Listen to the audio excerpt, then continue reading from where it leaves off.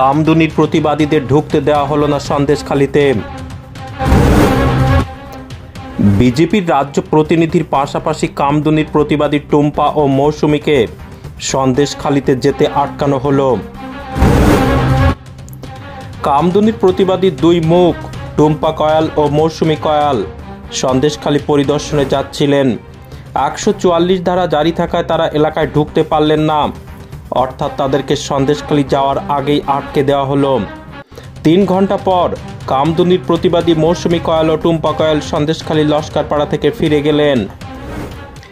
MS news Bangla চ্যানেলের পরবর্তী খবর সবার আগে পেতে ইউটিউবে চ্যানেলটি সাবস্ক্রাইব করুন, ফেসবুক পেজ ফলো করুন, ফলো বাটন ক্লিক করুন, সেই সঙ্গেই খবরটি ফেসবুকে প্রচুর পরিমাণে শেয়ার করুন। দেখুন, আমরা তো বিভিন্ন সংবাদ মাধ্যমে দেখছি যে সন্দেশখালীর মানুষের উপরে কিভাবে অত্যাচার হচ্ছে, সন্দেশখালীর অসহায় মা বোনেরা কিভাবে তারা চিৎকার করছে, কারণ তাদের দেওয়ালে আজ পিঠ থেকে গেছে, তারা অসহায়, তার জন্যই কিন্তু তারা হাতে আজ ঝাঁটা লাঠি দা নিয়ে বেরিয়েছে। কারণ ওখানকার সন্দেশখালীর যে মা বোনেরা দাবি করছে যে সেখানে নাকি বাড়িতে বাড়িতে গিয়ে দেখে যে কোথায় সুন্দরী মেয়েরা আছে, সেখান থেকে নাকি মেয়েদেরকে বাড়ির বউকে তুলে নিয়ে গিয়ে পার্টি অফিসে তাদের উপরে অত্যাচার করা হয়।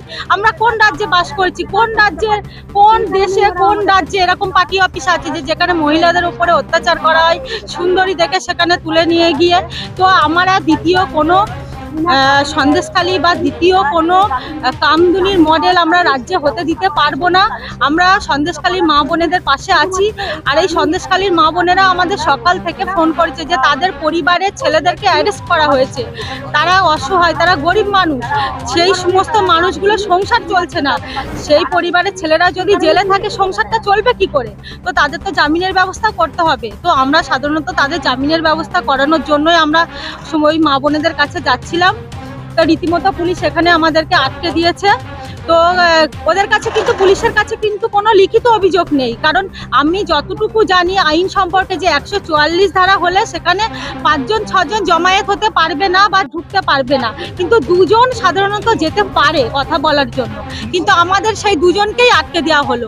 আপনারা পুলিশের ভূমিকা তো মানে কি বলবো, মানে হাসতে ইচ্ছা করছে, লজ্জাজনক ভূমিকা। কারণ পুলিশ যখন নিজের গায়ে যে পোশাকটা আছে সেই পোশাকের মর্যাদা পুলিশ রাখছে না। আমরা সাধারণ মানুষ কোনো বিপদে পড়লে কিন্তু আমরা সাধারণত পুলিশের কাছেই যাই, যে পুলিশ যাতে আমাদের পাশে দাঁড়ায়, আমাদের সাহায্য করে, কিন্তু সেখানে রক্ষকই যদি ভক্ষক হয় তাহলে এরকম সন্দেশখালী, কামদুনি এরকম মডেল রাজ্যে দিনের পর দিন হতেই থাকবে। তো পুলিশের ভূমিকা এখানে বলার কিছুই নেই। যে পুলিশ, আপনারাই দেখুন না, সামান্য 2 জনকে আটকানোর জন্য এখানে কয়েকটা সব পুলিশ মোতায়েন করা হয়েছে, কোনো মানেই হয় না। কারণ